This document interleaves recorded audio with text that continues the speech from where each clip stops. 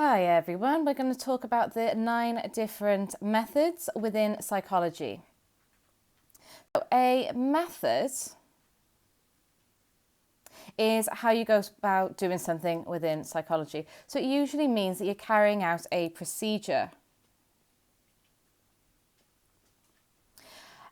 which is done in a systematic way or an ordered and a logical way. So an example of this is when you're carrying out a chemistry experiment or you're baking a cake. So there are 9 research methods in total, which we will be looking at in this video. And these are the big 9 psychology methods which psychologists used, which you must learn about within your studies. So first up is questionnaires. So a questionnaire is a self-report technique.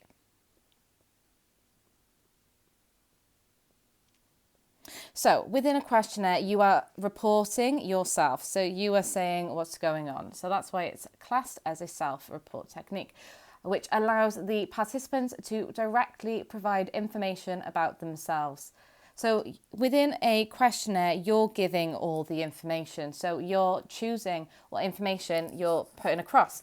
So they consist of pre-written questions, which tend to be either open or closed. So we have 2 different types of cues, which are open or closed.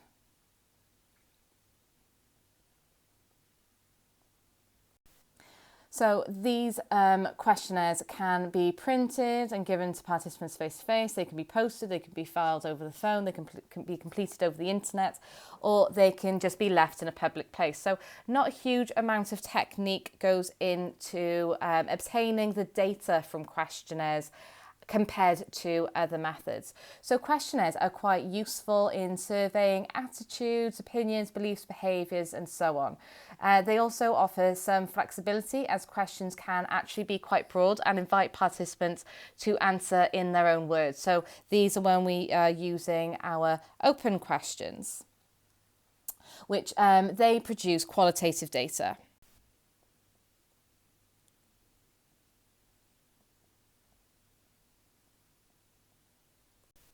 Or for our open questions, they can be quite narrow questions, such as tick boxes, yes and no answers, and these tend to be closed questions. So that will produce quantitative data. Excuse my handwriting, hopefully you can read that okay. Okay, so good questionnaires will avoid being vague. So an example of this is, do you drink coffee often? As this can be interpreted very differently by a range of different people. Whereas how many cups of coffee do you drink every day is much clearer. So then we have double-barreled questions, which is when 2 questions are asked in one and the participant is left unsure of how to answer. So an example of this would be something like, do you think that crime is due to bad housing and poor education? So there are actually 2 questions going on there, and it may become very difficult to know how to answer. Then we have things such as leading questions, which is where people are encouraged to give a particular answer, creating possible bias in response. So an example of this would be, how many people think abortion are wrong? Do you agree? So they also provide use of overly complex phrases or technical jargon, which can cause non-psychologists to not understand. So if I was to talk to you in very psychological terminology while I'm trying to collect data from you, it's going to be much harder for you to know how to answer. And then finally, we will have the questions arranged in a logical order to avoid any extraneous variables and demand characteristics. So some of the advantages of using questionnaires within psychological studies is that we can replicate them easy. This means that we can ensure that procedures are the same for all participants, and this allows the researchers to check their findings for reliability. Some others are time. So time's a very important thing for every single person. So if we're cutting down on our time, it also means we're cutting down on our cost. So this means that it's more efficient and a large sample of P's can be reached more quickly in an easier manner, and a large amount of data can be gained. Another huge benefit when using questionnaire studies is that there is a reduction in investigator effects as they are reduced, and this is because the researchers do not need to be present to administer the questionnaires. So this improves the validity, which we know in psychology is a good thing, as it helps to show what we are measuring and how we're measuring it is what we claim it to be measuring. Though, like everything, there are some weaknesses to using questionnaire studies. So first of all, people can modify their answers to show themselves in a better light. So this is social desirability bias, and this reduces the validity of the subsequent findings. So we know that this isn't something that we actually want within our studies. Second of all, participant samples may be biased towards more literal people. So this in turn reduces the population validity, which then means the sample is unrepresentative. So this isn't what we want in psychology. And then finally, because the researcher is not always present, the participants are unable to ask for help if questions are unclear. So participants are almost left on their own to some extent. So if they do need instruction, there's no one around to ask. So there are some pros and cons to using questionnaire studies that we need to be mindful of. So although there are some benefits and some weaknesses, we need to weigh out the pros and cons to see if a questionnaire study actually suits what we're trying to investigate. So next up is interviews, and this is another form of self-report. And this allows the participants to directly provide information about themselves. Here, the researcher can ask participants questions verbally about the topic which is being researched, which can be done face-to-face over the phone or remotely through the use of technology as well. So in a structured interview, the interviewer has a set of predetermined questions. So when using these structured questions, they do not deviate from them. So all the participants are asked the same questions in the same order. And in an unstructured interview, the interviewer may have a few general questions in mind, but no set questions. And in addition, they will consider issues such as social desirability bias, other forms of bias and ethical issues, and will decide on how responses are gathered during the interviews. So for example, whether the interview will be recorded or whether the interview will just take notes. Okay, so on to the advantages. So there may be some more appropriate than other methods when dealing with complex and sensitive issues. So the researcher can actually gauge if the participant is distressed or not by being able to communicate with them. Because the researcher is present, interesting issues as well as many misunderstandings can be followed up immediately when the researcher and participant interaction is occurring. So if something's said where someone may not understand it, or there's something that they wish to continue gauging, you can really delve into it. There's also an opportunity for lots of rich data to be gathered, especially in the unstructured interview compared to questionnaires, as there are much fewer constraints in place. And then on to the weaknesses of interviews. So much like questionnaires, what people say they will do is not always what they will actually do in real life. So social desirability bias in questions can reduce the validity.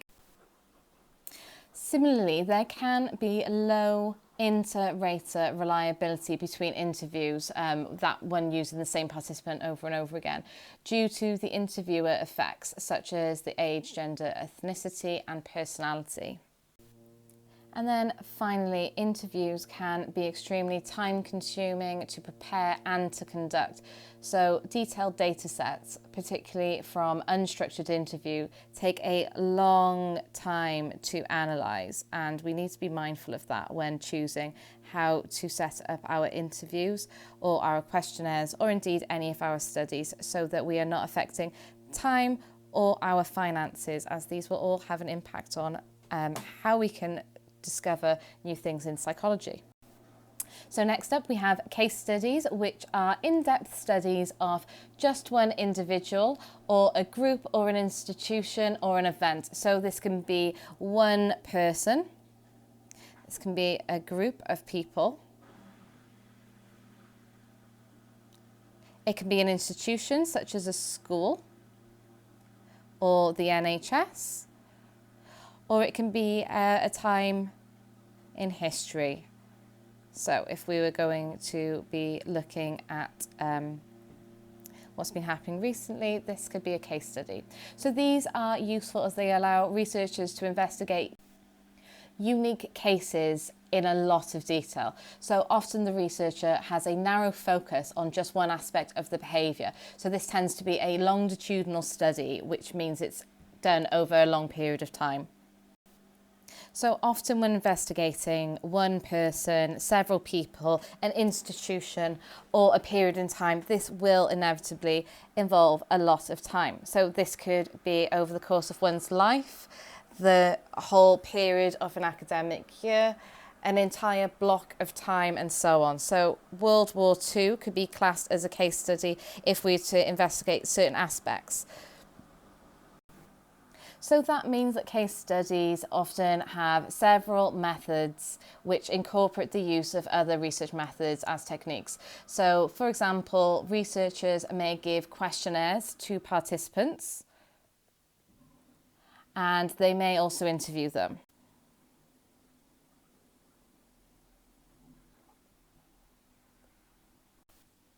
So alongside that, they may also observe, as well as conducting experiments. And of course, not forgetting content analysis of diaries, letters, different reports and so on. So in addition, the parents, family members, teachers, managers, colleagues, anyone who's really been involved may also be able to take part in all of these different methods. So case studies are quite a combination of a few different things. So some of the advantages of case studies is that it allows the researcher to investigate topics that it would be practically or unethical to investigate otherwise. So there's quite a good considerable amount of detail that can be gone into by using a case study. Also, unique case studies can challenge existing ideas and theories and also suggest new areas or hypotheses for future research. Also, complex interactions can be studied using a range of techniques rather than one simple cause and effect relationship to be found. So we can find out much more through using a case study than we may have done through just using a questionnaire or an interview or an observation, and so on. Okay, next up we're going to look at the weaknesses. So because there is a limited number of people that are investigating, it is difficult to confidently generalise the results to the population so that we can replicate the research. As well as this, there are significant ethical issues with case studies due to the nature of the participants. So if they are very young or they have a significant disorder and so on. And then finally, data and subsequent findings may be unreliable due to the subjectivity or the bias, recall, or the interpretation of the researcher which may be involved. Okay, next up we have observations, which is basically when behaviour is being watched. So in a naturalistic observation, the researcher observes the participants in their own environment without manipulating the situation in any way at all. And in a control, the researcher actively manipulates variables and the observation would therefore usually take place in a specially set up environment such as a lab.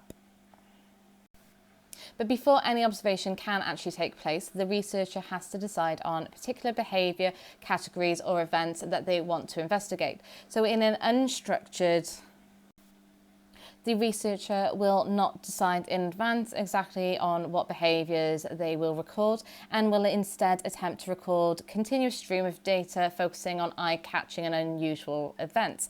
Whereas In the structured observation, the researcher decides in advance exactly on what behaviours they are looking to record. So these are operationalised and behaviour checklists are created. The behaviour checklists usually take form in a tally chart, and observations are counted in frequencies of the behaviours seen during the observations and the recordings in the relevant place on the tally chart. So totals can then be drawn to conclusions. So this way, once the researcher has noticed an observation, they can tally it down so that they have an accurate record of what's happening throughout the observation. Though, in theory, it should be done much better than this. So let's have a little think about some of the advantages. So naturalistic observations are extremely high in ecological validity, which is when the findings match the true setting. So if the participants are unaware that they are being observed, the behaviour is completely natural, meaning really good ecological validity. Also, observations allow researchers to investigate topics that would be impractical and or unethical to investigate experimentally, so when we're controlling it and manipulating it. And observations are a useful preliminary research tool, as investigators and researchers can investigate new areas which can use them to produce hypotheses for future studies. Though some of the weaknesses are, if the participants are actually aware that they're being observed, then their behaviour will quickly become unnatural, which will massively reduce the ecological validity. Also, there are many ethical issues with the observation. So if participants are unaware that they are being observed, informed consent, confidentiality and right to withdraw are all issues. Additionally, low reliability is something we need to consider. So observed situations are often unique and therefore difficult to replicate. So observations often disagree on judgments, meaning there is low inter-rater reliability. So next up we have content analysis, which is where the researcher quite literally analyses the content of something. So it does what it says on the tin. So this is usually done in order to transfer complex qualitative data into quantitative data. And the reason that this is done is so that patterns may be drawn more easily. So the methods can be used as a technique when applied to other research methods. For example, the content analysis can be used to transform qualitative data of an interview transcript into quantitative data. And the process of content analysis is very systematic. So first of all, the researcher decides on what material to sample, and then when they decide what types of themes or categories might emerge from these materials, and then they create a coding system based on this. So the sample of material is then collected and analysed using the coding units. So an example of this would be researchers may note every time they find a certain word or a theme or a character. So it could be looking for the letter A, the word the, or every time there's themes of happiness within the subject that they're looking at. So by counting how frequently these occur, they're able to note down a number. So turning something word-based into numerical data.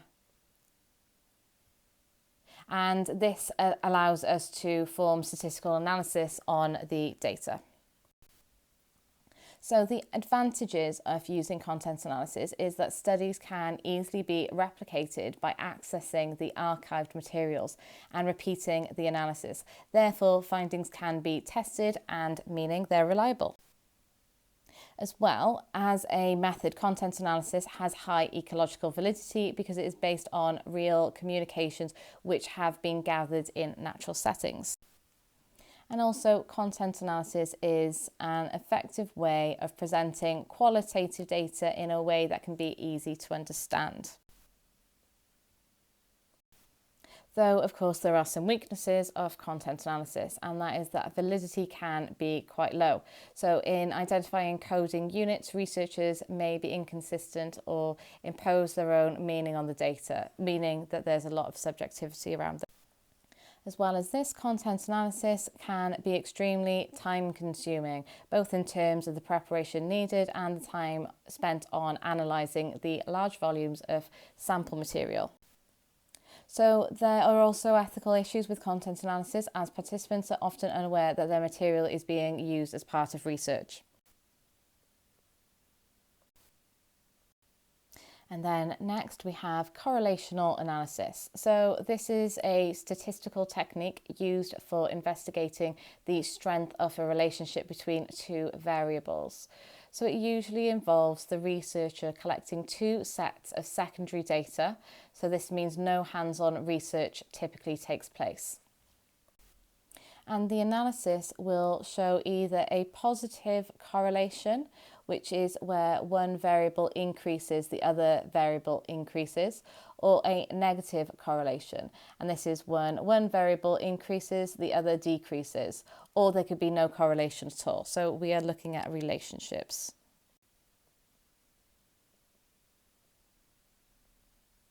And the strengths of these. So whether something has a strong relationship, a weak relationship, or no relationship. So this is very different to causation.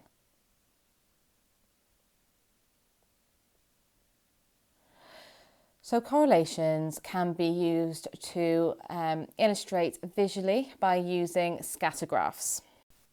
So typically scatter graph will show a bunch of data on a graph in the form of dots. So when the data is all shown, you should be able to see roughly a line. So this is showing some form of relationship. Now, if we had another load, it's really hard to try and find a straight line here. So this would indicate that there's a different relationship occurring. Whereas if all the data was very clearly in one line, you can tell that there is a strong relationship due to how obvious this shape is. So another way that we can visually show correlational findings is through numerical correlational coefficients. So a correlational coefficient is when a number ranges from -1 all the way to +1. So it shows the exact direction shown in the sign and the strength, which is the number. So this is a weak, this is a positive, and this shows the strength of the relationship.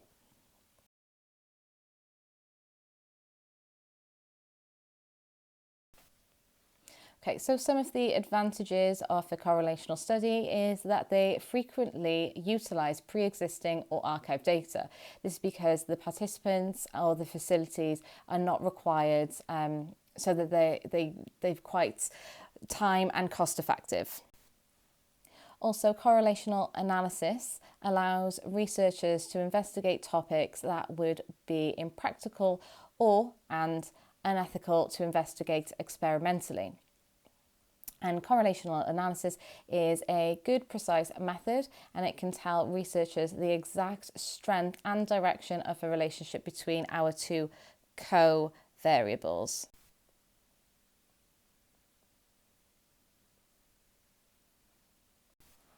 As for the weaknesses of a correlational study, it is impossible to establish the cause and effect between the two variables.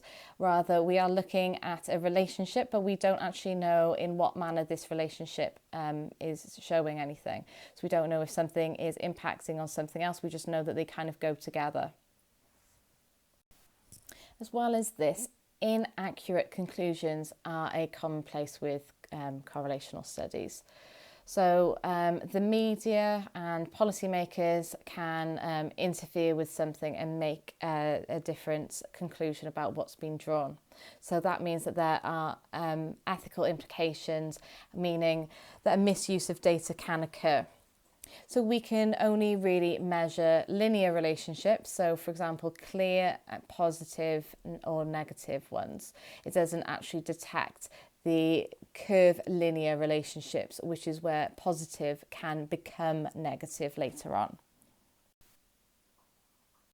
Next, we have a laboratory setting, which is an experimental method. These tend to take place in a special facility known as a laboratory. These are often within universities or psychology departments and so on.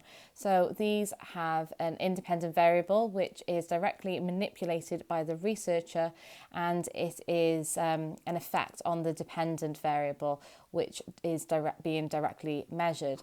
So all extraneous variables are controlled as much as possible.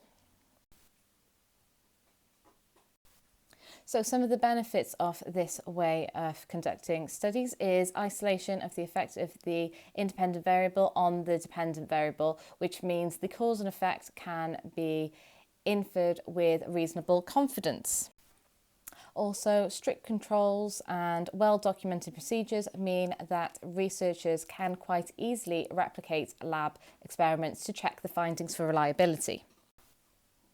Also, as the research takes place in a designed research facility, specialist equipment can be used depending on what kind of behaviour you're trying to understand, such as MRI scans and so on.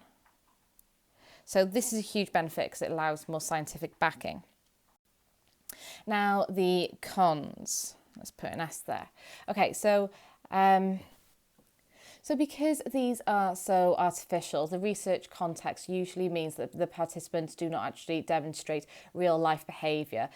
So this means that there's really low ecological validity. As well as this, demand characteristics are likely as participants will look to both the researcher and the research situation for clues about how they should behave. And also, lab experiments are impossible to use in situations where it would be inappropriate to manipulate the IV for practical or ethical reasons.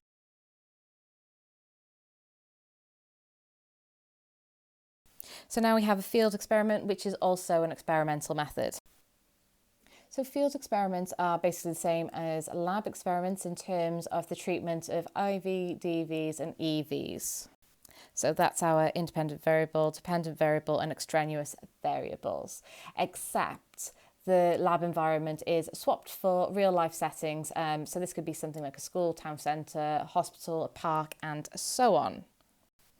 So benefits of this is that it has high ecological validity as it's more real than a lab setting. So this means that findings relate better to real life for better generalisation. Also, demand characteristics are greatly reduced compared to that of a lab setting, as if participants are unaware they are taking part, they are more likely to act natural. And then also, as the effect of the independent variable on the dependent variable is still isolated, we can still determine the cause and effect within most situations.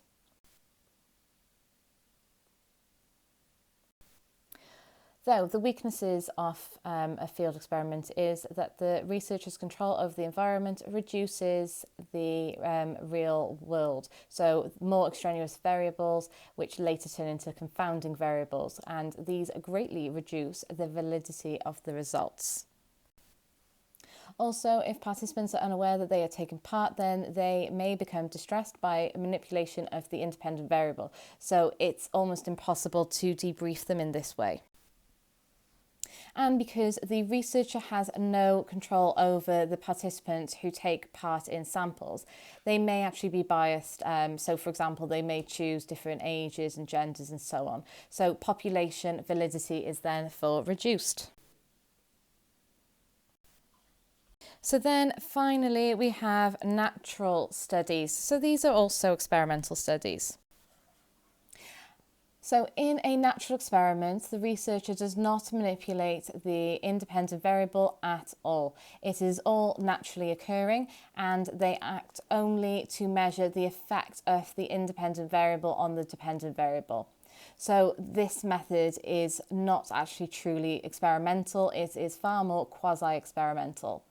So examples include studies of the effects of child abuse on an adult relationship, or effects of anorexia nervosa on cognitive development. So some of the advantages of this is that natural experiments allow researchers to investigate topics that would be implicated and or unethical to investigate using experimental methods. Also, ecological validity is extremely high compared to, for example, a lab experiment, and the researcher is able to study complete real problems and situations. Also, demand characteristics are greatly reduced compared to a lab experiment, as if participants are unaware that they are taking part, they are more likely to act natural. Couldn't quite get all of that onto the page.